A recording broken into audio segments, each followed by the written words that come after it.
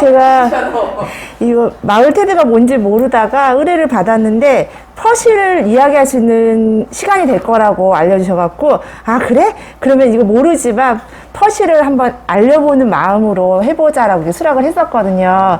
이렇게 너무 많은 박수를 쳐주시니까 막 부담감이 뽕뽕뽕 솟구칩니다. 그래서 우선은 제가 생각하는 퍼실리테이션과 터, 그리고 그거를 왜 알리고 싶어 하는지 그 이유를 이제 말씀을 드리고 싶은데, 아까 최성 선생님이 말씀하신 것처럼 퍼실리테이터나 아니 션이나 터를 되게 많이 이제 아시곤 계세요. 근데 제가 생각하는 퍼실리테이션 같은 거는, 그러니까 이렇게 저도 이제 처음부터 이걸 한 게 아니라 마을에서 접하다 보니까, 아, 이게 모든 사람들이 알고 계시면 본인들이 생활하시는데, 특히 마을에서 활동하시는 분들한테는 꼭 필요한 소통과 대화법이구나 하는 걸 느끼거든요. 그러니까 꼭 공론장에서 퍼실리테이터를 하기 위해서, 아니면 퍼실리테이터로 뭔가를 이끄는 사람이 있어서가 아니라 우리 각자가 다 퍼실리테이터가 된다면 아마 마을에서 뭐 어떠한 사업을 하실 때 정말 많은 도움이 될 수 있고 좋은 의견들을 많이 수용하고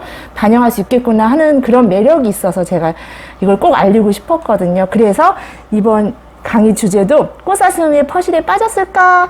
퍼실리테이션의 매력을 알아보자라고 잡은 게, 제가 또 어느 해인가 마을에 처음 들어와서 이렇게 뭔가 닉네임 같은 걸 써보라고 했는데 젊었을 때 썼던 꽃사슴이 생각나서 딱 한 번 썼거든요. 근데 그다음부터 마을 분들이 우연히 만나면 꽃사슴이라고 불러주시는 거예요. 그래서 아, 나는 이제 꽃사슴이구나. 마을에서는 그 뒤로 이제 꽃사슴으로 불리고 있습니다. 자, 그럼 저와 함께 퍼실리테이션의 매력이 무엇인지 한번 알아보도록 하겠습니다. 제가 우선은 제가 어떻게 마을에서 퍼실리테이션을 만났는지를 설명을 드리면, 아, 그래서 저런 매력이 있어서, 그리고 저런 거를 하기 위해서 퍼실리테이션에 대해서 우리가 조금 더 알아봐야 되지 않을까라고 생각하실, 공감대가 형성될 것 같아서 저의 이게 성장 과정 아니면 퍼실리테이션을 알아갔던 과정들을 한번 이야기하면서 나눠보도록 하겠습니다.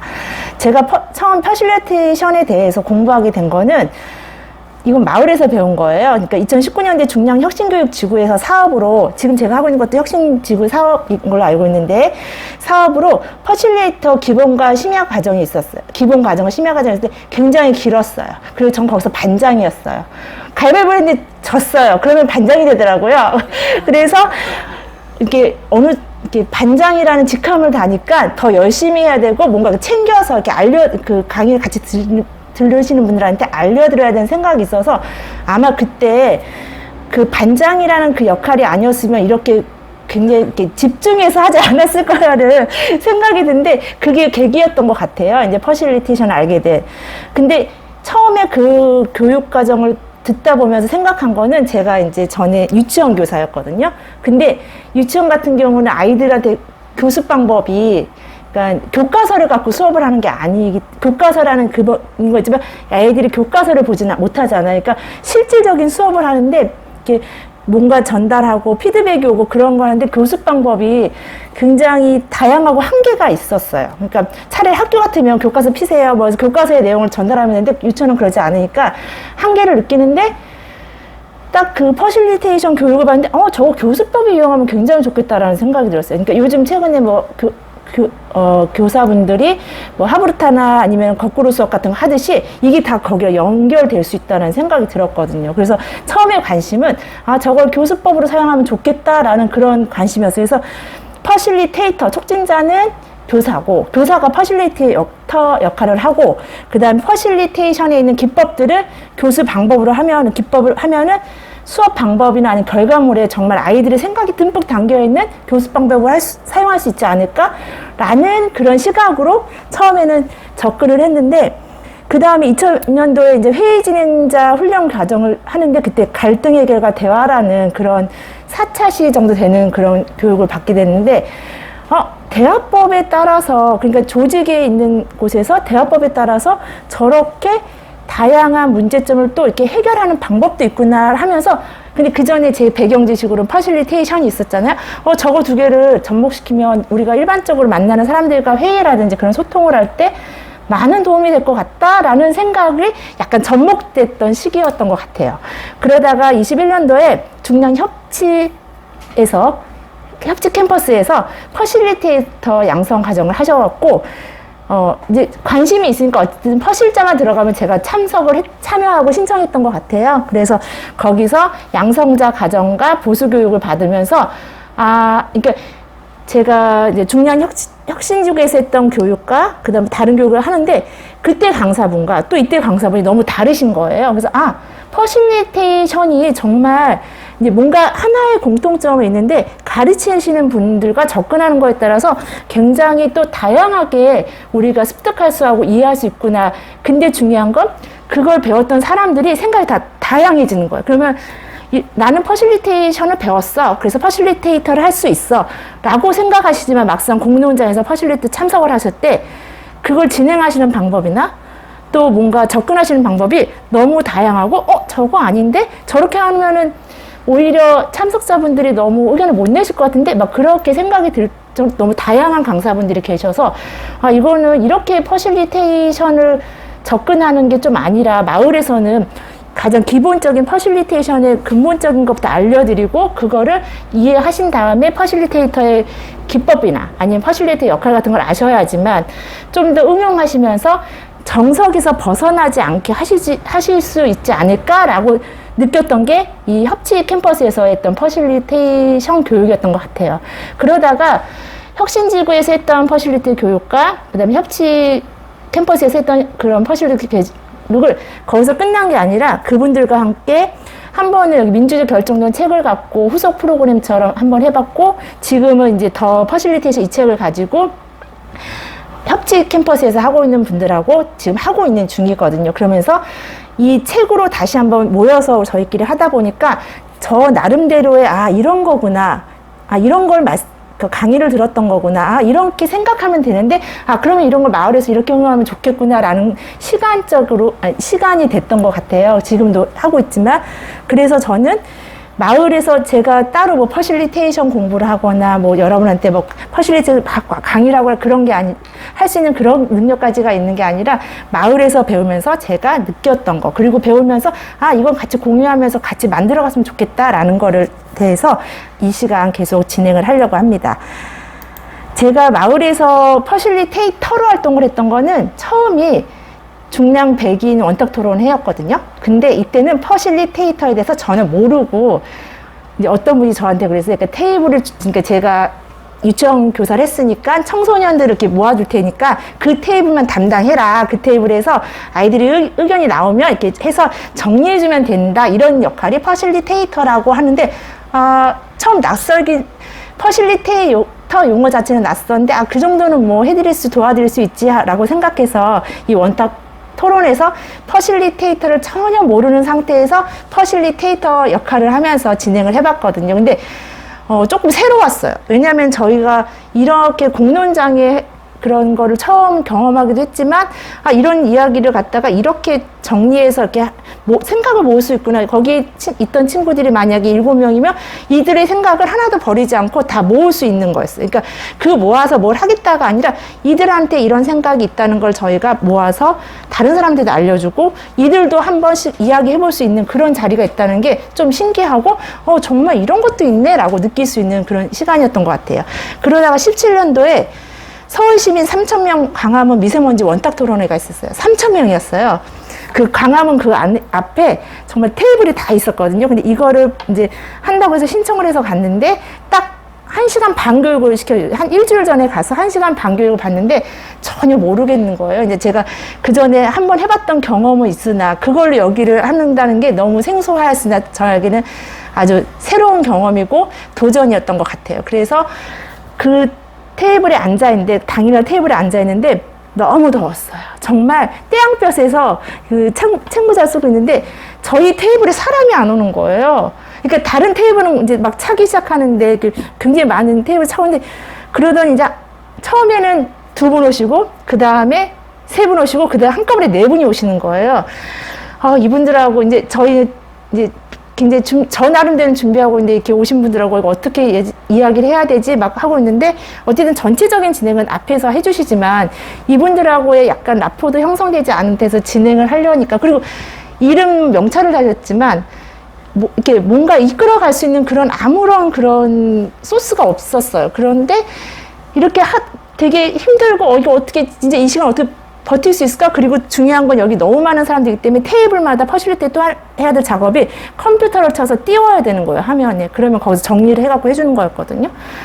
그런데 우선은 소개 시간을 주셔서 하는데 정말 제가 처음에 두 분은 원래 배정받았던 분들이고 그 다음에 세 분은 원래 오실 계획이 아닌데 대학 교수님이 이제 미세먼지에 관련돼서 한다니 빨리 가봐라 해서 이제 오늘 대학생들 3명이었고 나머지 4분은 공기관에서 오셨어요. 그러니까 자리가 안 차니까 그냥 거기 봉사하러 오셨다가 투입을 하신 거예요.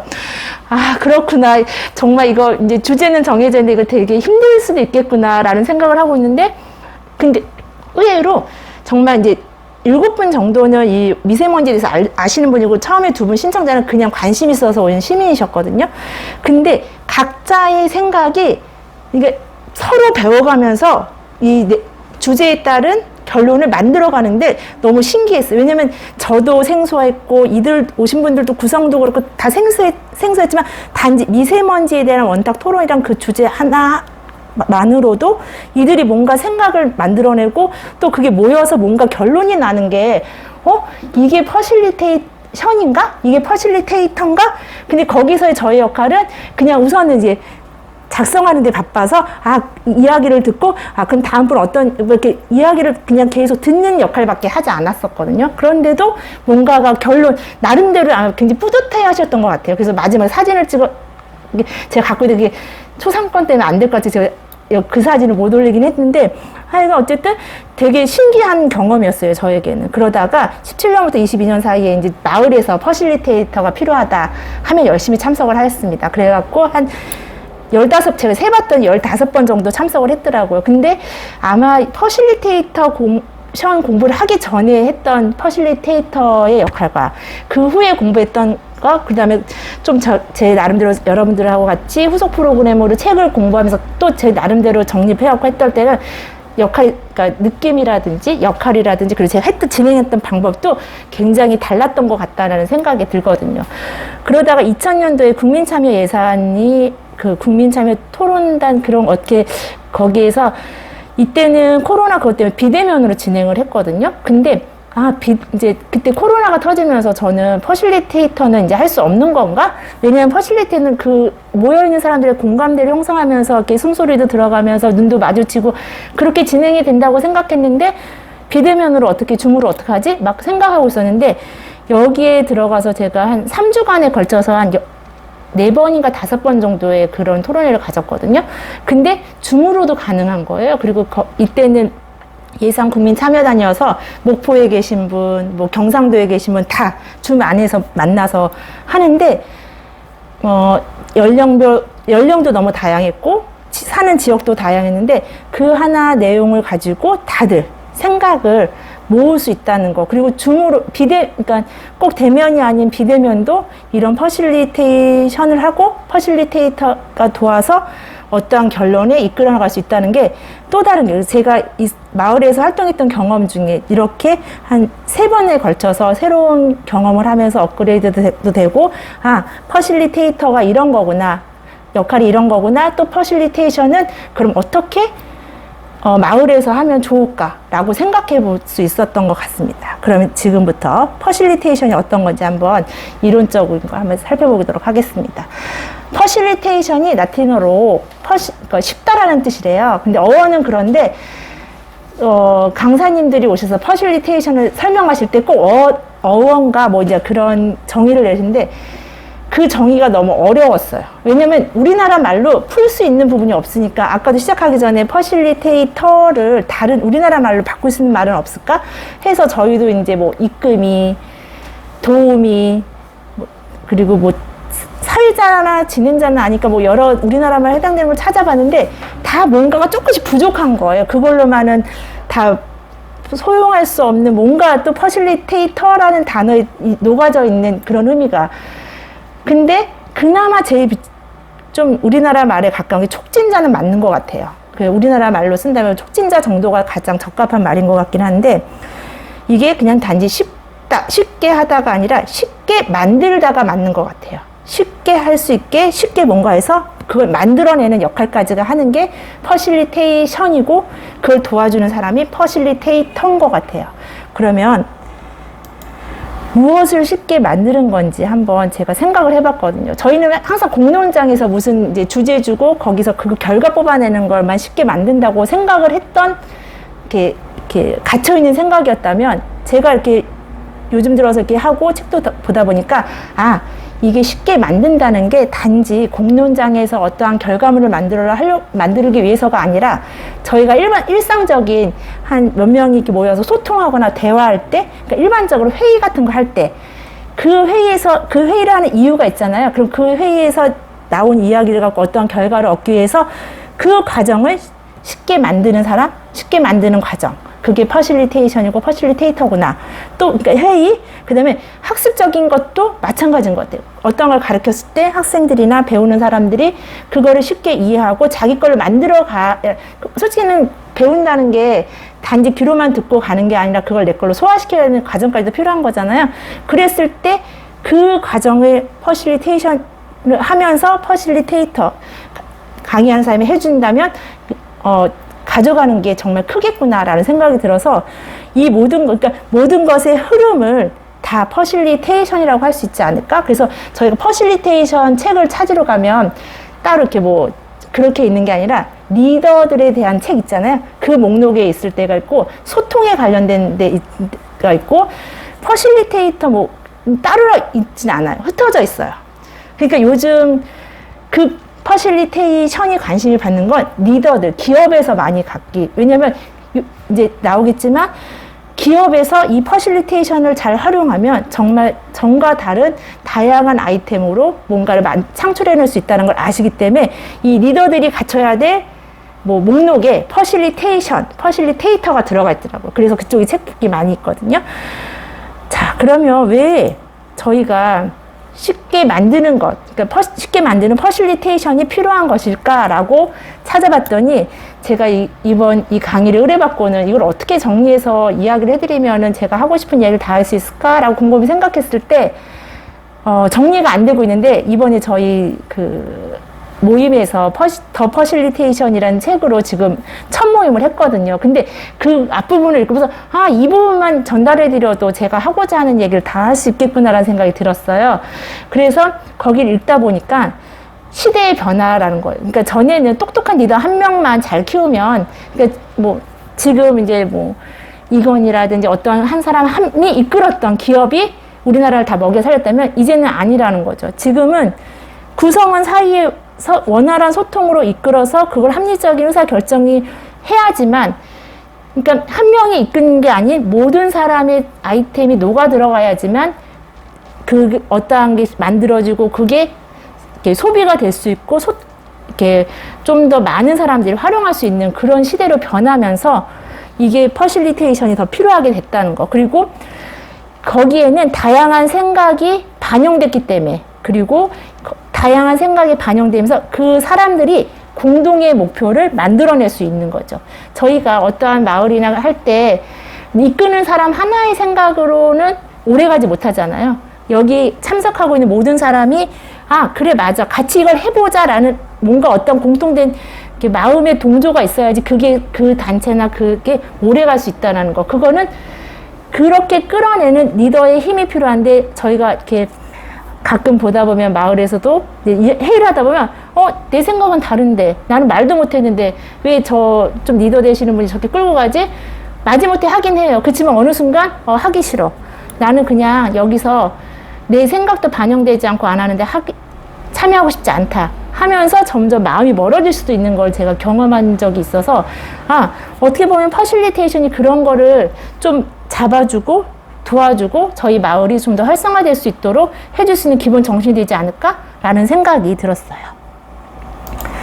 그래서 퍼실리테이션의 기본 정신이 4가지가 있는데 이 4가지를 저희가 알고 있다면, 그리고 이거를 바탕으로 어떤 걸 진행하게 된다면 저희가 좀 더 오래 지속적으로, 그리고 거기 참여하고 있는 모든 사람들이 공통된 마음으로 열심히 하고자 하는 그런 걸 갖고 할 수 있지 않을까? 그래서 이 4가지가 경청, 믿음, 인정, 중립이었어요.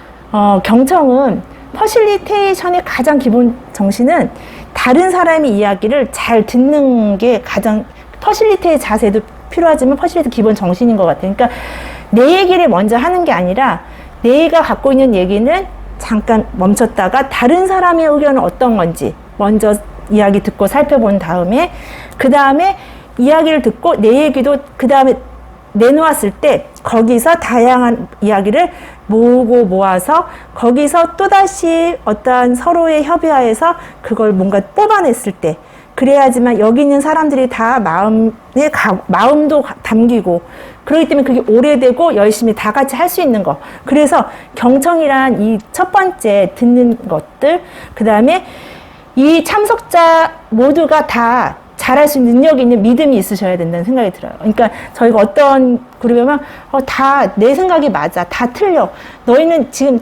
그건 옳지 않은 생각이야 라고 생각하는 순간부터 그 단체나 그 회의는 무너진다는 생각이 드는 게, 거기에 계신 모든 참석자들은 거기에 대한 관심이 있고 뭔가가 있기 때문에 거기 참석하셨던 거기 때문에, 거기에서 어떤 의견을 했을 때 아니다라는 의견조차도 저 방향으로 가면 안 된다는 걸 배우듯이 뭔가 다 잠재력이 있다라는 믿음이 서로 있어야 되며, 그 다음에 의견을 인정해 주셔야 돼요. 그냥 그래 좋은 의견이야, 그렇지만 여기 해당이 안 되는 것 같아, 그렇게 끊는 게 아니라 거기에 또 다른 뭐가 있지 않을까라고 한 번 정도 같이 생각해 볼 수 있는 인정. 그 다음에 그러니까 그런 거 있잖아요. 나의 생각이 항상 맞고 이렇게 가는 게 여기에 가장 합리적으로 맞는 거야 라고 계속 강조하시는 분들, 절대 퍼실리테이터가 되시면 안 되고 퍼실리테이션을 하실 수가 없어요. 그러니까 항상 중립적으로 내 의견도 맞을 수 있지만 저 사람 의견도 맞을 수 있어. 그럼 이걸 듣다 보니까 내 의견이 더 맞는 것 같아? 그럼 설득하셔야죠. 이 사람한테 강압적인 설득이 아니라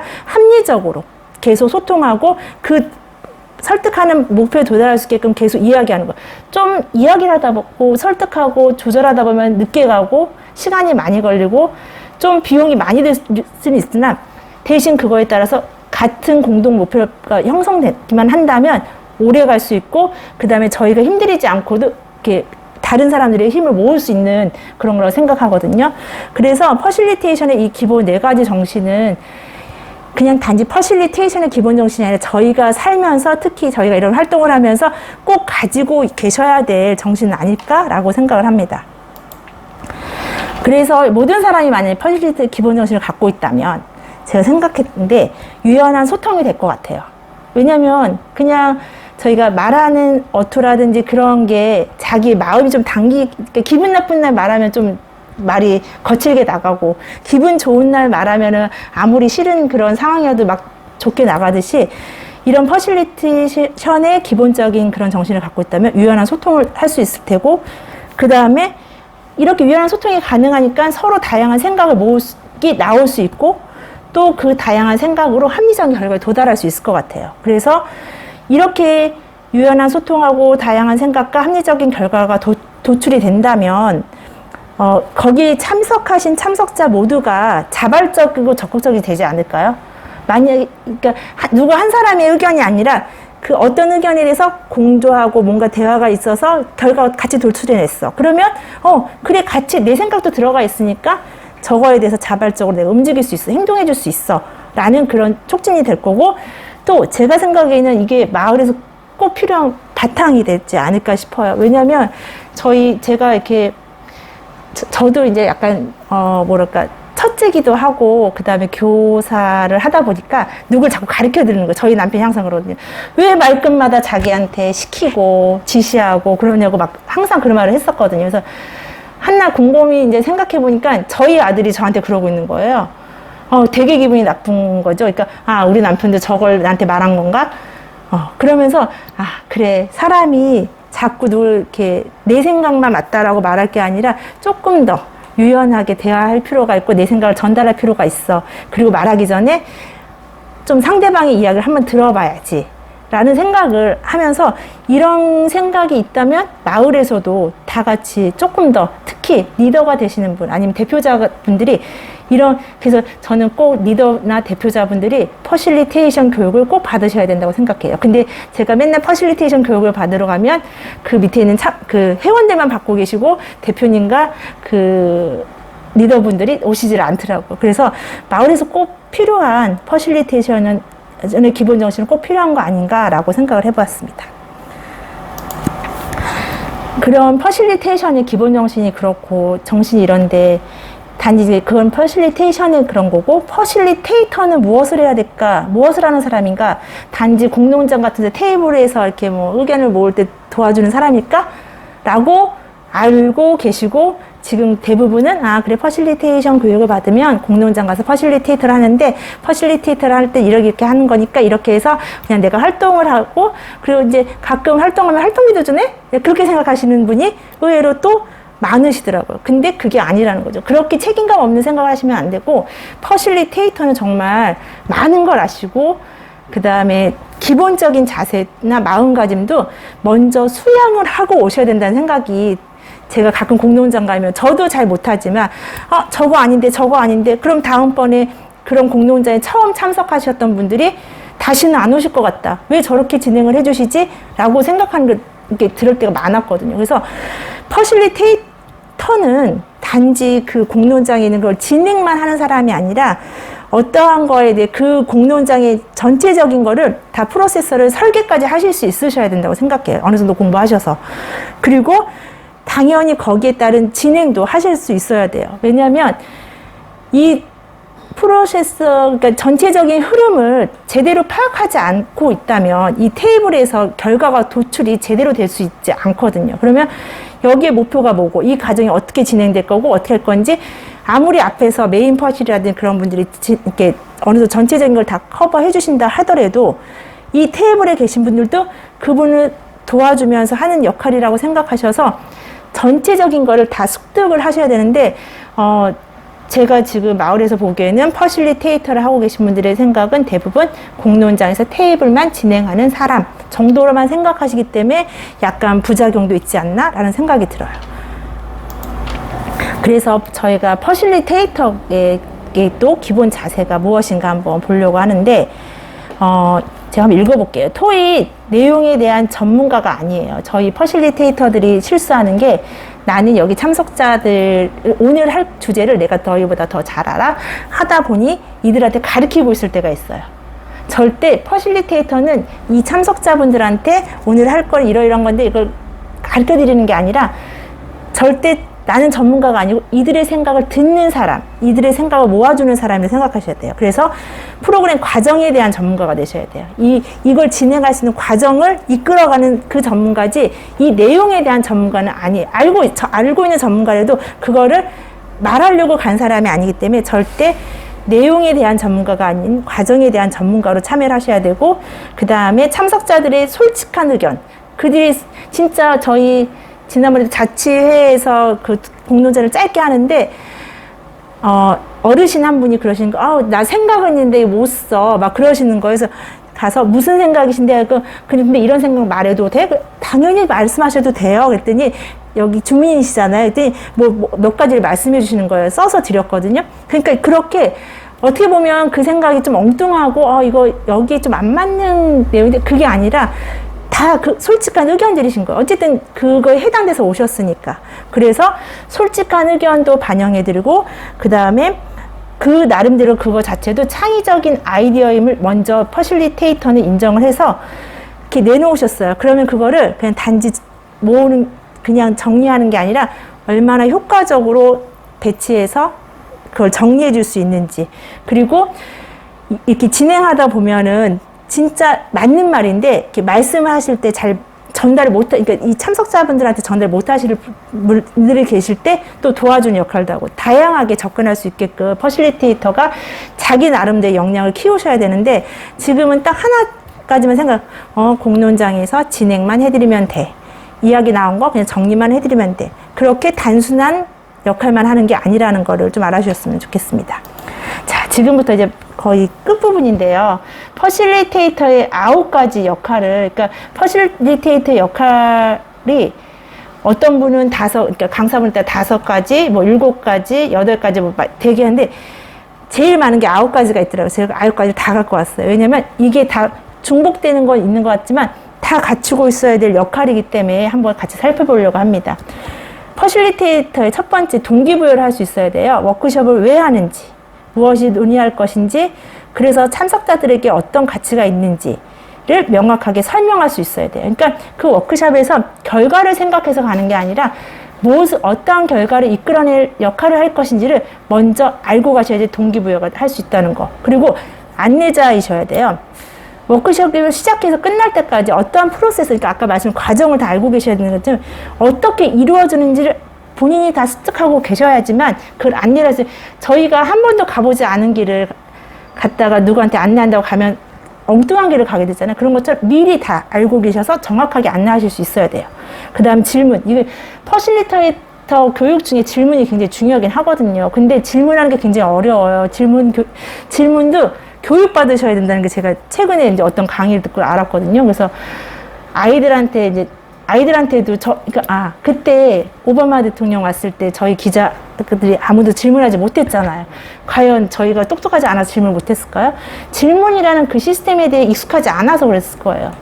학교에서 공부로 습득을 하는데 궁금한 게 있어도 질문하면 안 되는 건가? 약간 뭔가 사회적인 분위기? 그런 것 때문에 저희 나라가 얼마나 훌륭한 학생들이 많고 훌륭한 인재들이 많은데 질문을 그렇게 못할 정도. 그러니까 이 질문에 대한 거는 계속 교육되어져야 되고, 퍼실리테이터가 또 가장 잘 익숙하게 이거를 할 수 있으셔야 돼요. 그러니까 질문을 어떤 방향으로 하냐에 따라서 참석자들이 나오는 대답이 다 다르고, 또 대답을 하실 수도 있고 그 다음부터 대답을 안 하실 수도 있거든요. 그래서 참석자들의 토의 내용을 유심히 듣고 필요할 때 적절한 질문을 던짐으로써 참석자들이 더욱 의미 있는 논의를 할 수 있도록 도와주셔야 된다는 거.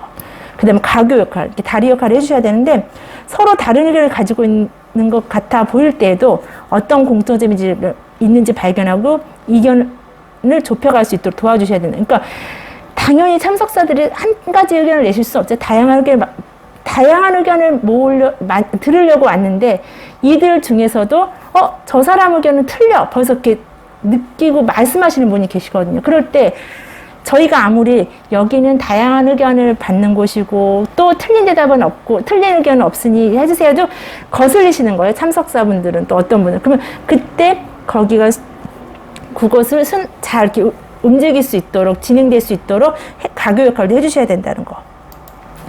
그리고 투시적인 역할. 참석자들의 필요 이상의 감으로 억제되거나 피곤하고 화가 날 만한 잠재 요소가 무엇인지 깨트려 볼 수 있는. 그러니까 저희가 이렇게 보다 보면 참석자들이 여기 힘들다, 내가 또 말해야 돼? 그런 분위기의 분들도 있으실 수 있고, 나 좀 더 말하고 싶은데 왜 자꾸 날 끊는 거야? 라고 하시는 분들. 그러니까 약간 센스가 있으셔야 돼요. 그래 보시면서 어차피 공론장이나 뭐 그럴 때 저희가 뭐 1시간, 2시간씩 하는 게 아니라 이 의견 나는 거는 한 10분에서 20분? 그걸 넘지 않거든요. 그러면 그 순간적인 많은 의견을 받을 수 있게 해드리는 그런 걸 하기 위해서 퍼실리테이터가 있으니까 최대한 능력을 발휘하셔서 그들의 한 분 한 분의 어떠한 상태인지를 조금 더 관찰하실 필요가 있으세요. 그리고 중재, 문제를 발견하였거나 명백히 드러나는 갈등이 있다면 적절하게 대처해 주셔야 돼요. 퍼실리테이터는 자기 의견을 말하지 않지만 이게 잘 진행되도록 하는 분이기 때문에 정말 저희가 각 1분씩 이야기를 하세요라고 전달을 했지만 한번 이렇게 이야기를 하시면 2, 3분씩 그거는 다른 사람들, 그러니까 계속 그분한테 상기시켜 주세요. 그것 때문에 이분이 기분 나쁘단 말을 하셔도 이 안에서의 지금 누리잖아요. 규칙이고. 그거에 대해서 계속 대신 이제 어느 정도 받아들일 수 있게 적절한 대화로 해주셔야 된다는 거. 중재 굉장히 어려워요. 네. 그리고 감독, 불필요한 논의를 최소화하면서 워크숍 안건을 처리할 수 있도록 이렇게 계속 그러니까 저희가 꼭 삼척포로 빠지죠. 이렇게 뭔가 하다 보면은 어떤 분이 엉뚱한 얘기를 했어. 그러면은 또 이게 특히 어르신들하고 하다 보면 엉뚱한 얘기를 하는데 다들 공감하기 시작해. 그러면 갑자기 저희 여기 거를 이쪽으로 가야 되는데 다 이쪽으로 몰릴 때가 있거든요. 그럴 때 감독하셔야 돼요. 적절히 감독을 하셔서 다시 이쪽으로 올 수 있게끔 다시 계속 그거를 할 수 있을 수 있는 능력. 그 다음에 칭찬과 공감 중요해요. 왜냐면 이렇게 이렇게 처음 공론장에 오시거나 그런 분들은 굉장히 부담스러워 하세요. 이렇게 그러니까 그냥 강의 듣고 뭔가 있어서 왔다고 생각해. 저희가 퍼실리테이터가 들어가는 공론장은 어쨌든 다 한 번씩 말씀을 하게 만들잖아요. 그러면 정말 말하기 싫어하시는 분도 계시거든요. 그러면 적절하게 한 템포 쉬어가더라도 그분들한테 칭찬과 공감으로 그래도 한 번 정도는 그렇게 곧바로 이야기하는 게 어려워하시면 잠깐 그러면 1분 동안 잠깐 쓰고 자기 쓴 걸 한번 쓴 걸 읽어주시면 어떨까요? 하더라도 그 상황에 맞게 해서 계속 이렇게 참석자들이 뭔가 의견을 낼 수 있도록 칭찬과 공감도 해주셔야 되고, 그리고 또 이것도 중요한데 기록자.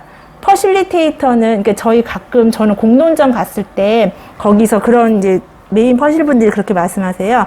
퍼실리테이터가 진행을 하는데 여기 의견은 기록자분을 하나 두셨으면 좋겠다 하시는데 저는 그게 조금 아니라고 생각하는 게, 그 기록자로 지정받으신 분들은 그때부터 기록을 해야 된다는 생각 때문에 자기 의견을 못 내세요. 제가 그런 걸 되게 많이 봤거든요. 이제 참여를 시키기 위해서 그렇게 하시는 건 알겠는데, 그러는 순간 그분들은 이제 이분은 기록자가 되는 거지 이 참여자의 역할을 의견을 내는 역할을 못 하시더라고요. 그래서 기록은 퍼실리테이터가 한 게 맞는 것 같아요. 그리고 좀 더 중립적이고 객관적인 기록을 할 수 있어요. 왜냐하면 기록자가 아니라 뭐 다 이제 기록을 하고 나서 이제 한 분 정도 나와서 퍼실리테이터 대신 그분이 이렇게 설명하거나 뭐 우리 이런 내용이 나왔을 때 전달은 할 수 있지만 기록을 한다는 것도 쉬운 일이 아니기 때문에 기록자는 퍼실리테이터가 웬만하면 해서 그거를 이제 같이 공유하는 게, 그리고 기록을 약간 요약 정리 잘하는 사람들 있잖아요. 그렇게. 그러니까 핵심적인 걸 잘 전달해서, 그래서 기록이라는 게 그냥 어떤 분이 참석자가 말씀하셨던 걸 그대로 적는 게 아니라 거기 핵심되는 걸 간략하게, 저희 공론장 가서 어떠한 걸 이렇게 딱 기록을 해서 전시하는데 길게 하진 않잖아요. 그러니까 그런 능력까지. 그래서 여기 퍼실리티의 지금 이 9가지 역할을 다 하면 제가 이거를 저희 아들한테 말했더니 뭐라고 했냐면 부처님 되라는 거냐고.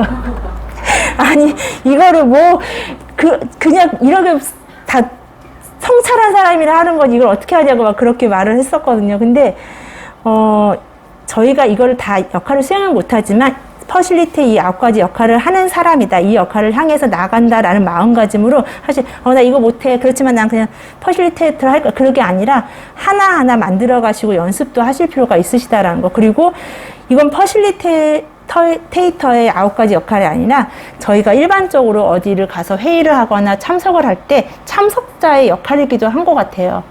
내 얘기를 하고 싶어. 그리고 내 얘기를 하는데 막무가내로 하는 게 아니라 이러한 걸 생각하면서 사람들이 받아들일 수 있게 계속 이렇게 유도리 있게 전달을 해야 되는데, 그러지 못하고 무조건 내 얘기만 맞아 라고 하는 순간 그거는 회의 진행도 안 될 테고 공론장의 그런 어떤 진행도 안 될 테니까, 퍼실리테이터의 9가지 역할은 저희가 일상생활에서 해야 되는, 특히 사회생활에서 회의를 같이 하시는 분들은 특히 알아야 될 그런 역할 아닐까라고 생각해 봅니다. 저희가 저는 오늘 퍼실리테이션은 제가 처음 퍼실리테이션을 접한 건 이런 거였고, 퍼실리테이션은 이런 거고, 그리고 퍼실리테이터는 적어도 이런 역할과 이런 정신을 갖고 있어야 된다라고 말씀을 드리면서 앞으로 퍼실리테이터를 이제 더 공부하시고 싶고, 그리고 퍼실리테이션이 그런 거야?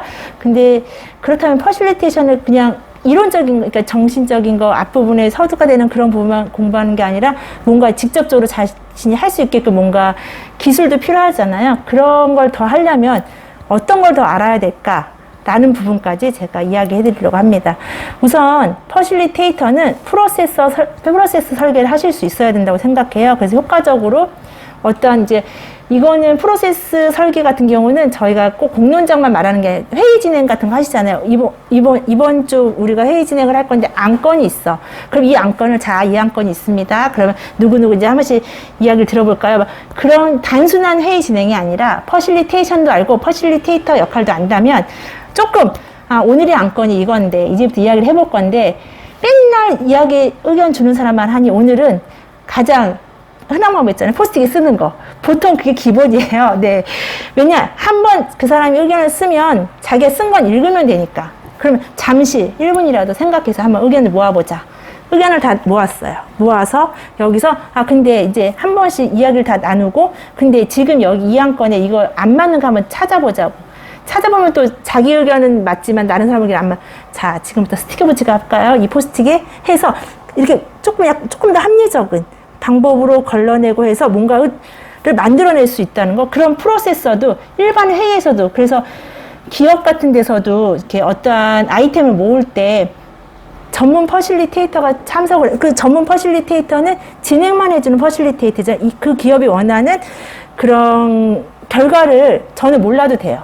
참석해서 이 참석자들한테 아이템을 뽑아내서 뭔가 최종적인 만들어내는, 잘 만들어낼 수 있게 하는 그런 역할을 한다고 하거든요. 그렇기 때문에 저희 마을에서도 회의를 할 때 단지 뭐 월마다 하는 회의건, 주마다 하는 회의건도 저희가 맨날 진행했던 그 방법이 아니라 조금 더 열린 마음으로 이런 걸 적용시킨다면 아마 더 효과적으로 뭔가 결과도 도출해내고 각자의 의견도 모아서 각자가 좀 더 마음 수용이 더 달라지지 않을까라는 생각을 하고, 이런 프로세스 설계를 꼭 퍼실리테이터는 더 공부하셔서 아셔야 된다는 거.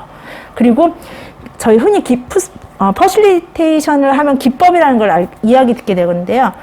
이걸 생각을 효과적으로 모으는 도구를 이제 여기서 기법이라는 단어로 표현을 해요. 그래서 이 생각이라는 게 아이템이 이제 막 발산될 수 있도록, 생각을 막 할 수 있도록 발산되는 기법이 있고, 그 다음에 그 발산된 기법을 합리적으로 모아야 되잖아요. 그 생각은 굉장히 많은데 그걸 다 할 수 있는 건 아니니까 합리적으로 수렴할 수 있는 거, 정리할 수 있는 거, 그 다음에 다 정리까지 끝나서 거기서 어쨌든 그거에 대한 결과는 하나나 두 개가 필요한 거지, 그 뭐 5개, 6개가 필요한 게 아니고 거기서 또 적당한 모든 사람들이 공감할 수 있게 결정을 내릴 수 있는, 이렇게 마다 기법이 또 있어요. 여기 아이디어 발산할 때는 이런 기법, 모을 때는 이런 기법, 결정할 때 이런 기법이 있는데, 그거는 제가 지금은 다 해드릴 수 없는, 이거 하나하나 이렇게 연습해보니까 몸에 익숙해야지 저희가 뭔가 진행하고 적용할 수 있기 때문에, 이런 기법 같은 경우는 저희가 직접 기법을 해보면서 익히게 되거든요. 퍼실리테이션 교육을 받을 때. 그렇기 때문에 이런 기법에는 질문하는 방법도 배우게 되고, 피드백을 어떻게, 아니면 대말하기, 진행할 때 어떻게 아이디어를 발산시킬 수 있는 대말하기라든지, 흔히 쓰는 브레인스토밍, 저희 가장 좀 편하고, 그래도 어쨌든 다양한 생각을 모을 수 있는 브레인스토밍이나 라이팅이나 그런 기법들, 굉장히 발산 기법은 되게 많이 있어요. 왜냐면 아이들은 생각을 많이 모아야 되니까.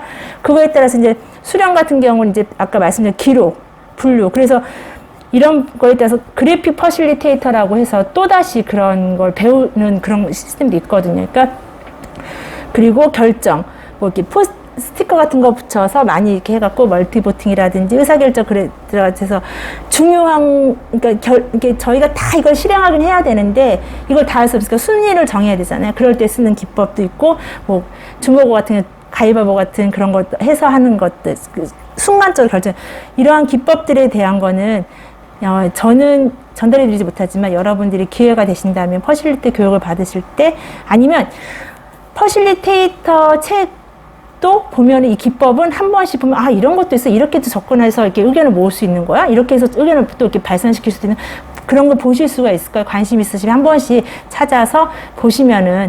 그러니까 저희가 항상 공동자 가면 시간이 쫓기고 그러다 보니까 정말 간단한 기법을 되게 많이 쓰거든요. 그게 아니라 이렇게 흐름 중에서 이렇게 하면은 더 많은 아이템이 나올 수 있는 기법도 있구나, 이런 걸 들어가 있는 게 퍼실리테이션이고, 이런 걸 도와주는 게 퍼실리테이터구나 라고 느끼실 수 있게끔 돼 있으니까 책도 사서 공부하셔도 될 것 같아요. 제가 이렇게 퍼실리테이션은 점점 갈수록 제가 꼭 모든 사람들이 알았으면, 제가 이 시간에 이 자리에 쓰게 된 것도 제가 아는 모든 사람들이 퍼실리테이션이 어떤 건지 정확하게 정의를 알았으면 좋겠다라는 마음으로 참석을 이렇게 하게 된 거였거든요. 그러니까 단지 뭔가 그냥 마을에서 하는 교육이었으니까 가서 들었어. 그랬더니 우연히 들었지만 이렇게 받아들인다는 게 받아들이면 다르잖아요. 강사님은 정확하게 전달하셨지만, 그래서 자기 입장에서 들이셨다면 자기 입장에서 이렇게 하는 거야라는 걸 정확한 의도를 아셨으면 좋겠다라는 마음으로 그걸 알려드리고 싶다라는 걸 였기 때문에 제가 부족하지만 제가 알고 있는 거 한해서 이걸 준비했던 거였거든요. 그래서 다음에 기회가 되신다면 저희와 함께 퍼실리테이션, 지금 협치과에서 같이 공부하고 있지만 저희 협치 1기예요. 퍼실하는 팀 1기인데 지금 저희가 공부하는 거 저희가 열심히 공부해서 또다시 다른 분들한테 전달해 드릴 수 있는 하나하나 기법까지도 같이 할 수 있는 그런 시간이 되었으면 좋겠고요. 제가 마지막으로 최근에 제가 읽은 책이 중에 이 문구가 정말 어디에나 다 적용이 됐으면 좋겠다는 생각이 들어서 거기 이런 글이 있었어요. 기존의 방식을 노하우라고 착각하지 마라. 새로운 세대를 이해하고 그 새로움과 함께 해야만 진정한 노하우라고 이야기할 수 있다. 저희가 꼰대꼰대 하잖아요. 왜 자꾸 꼰대라고. 근데 잘 생각해 보면은 저희 나이 많은 사람 꼰대뿐만 아니라 젊은 사람 꼰대도 있어요. 왜냐? 그들이 정말 조금 합리적으로 그런 걸 하는 게 아니라 자기네 어떤 세계에 갇혀서 하는 그런 고집들? 그런데 이게 만약에 그런 갖고 있는 생각들이 지금 현재는 저희가 이만큼 사는 데에는 그게 노하우죠. 그리고 지금 현재에도 맞을 수 있어요. 하지만 저희가 갖고 있는 경험치가 앞으로 있을 미래, 지금 저희가 환경이라든지 그런 것들, 저희는 경험하지 못했잖아요. 저희는 봄, 여름, 가을, 겨울을 다 느끼고 살았지만 앞으로 살 세대는 그렇지 않잖아요. 그런 것처럼 앞으로 있을 세대에 대해서 먼저 생각하고 노하우를 적용시키고 알아가야 하지만 진정한 노하우라고 말할 수 있는데 저희는 지금 과거를 가지고 노하우를 쌓아서 그걸 이야기하고 있지는 않을까 한번 생각했으면 좋겠고 특히 우리 마을에 살고 있는 다음 세대가 살아갈 세상을 먼저 생각하고 마을에서 특히 마을을 설계하고 가꾸어 나갔으면 해요. 왜냐하면 특히 교육적인 부분에서는 저도 학부모를 지내다 보니까 저희 아이가 초등학교 때, 중학교 때, 고등학교가 됐을 때 그때 노하우는 그때 엄마들하고만 대화가 돼요. 제가 고등학생 학부모가 돼서 초등학생 엄마를 만나잖아요. 그러면 이들하고 저랑 생각이 너무 다른 거예요. 어쩔 수 없는 거잖아요. 그러면 그렇다고 저희가 이거를 우리가 맞으니까 이걸 해 라고 말할 수는 없어요. 이 초등학교 엄마들의 시선에서 저희가 교류하면서 그러면 그거에 맞춰 좀 다른 뭔가를 만들어갈 수 있게끔 도와주는 역할을 해야 되는 거 아닌가라는 생각이 들어서 저는 앞으로 마을에서 퍼실리테이션의 그런 기본 정신과 퍼실리테이터의 역할을 많이 몸에 익히셔갖고 마을에서 활동을 하시고 앞으로의 살 마을 세대들에게 도움이 되는 그런 설계를 하셨으면 좋겠습니다. 미흡했지만 감사합니다.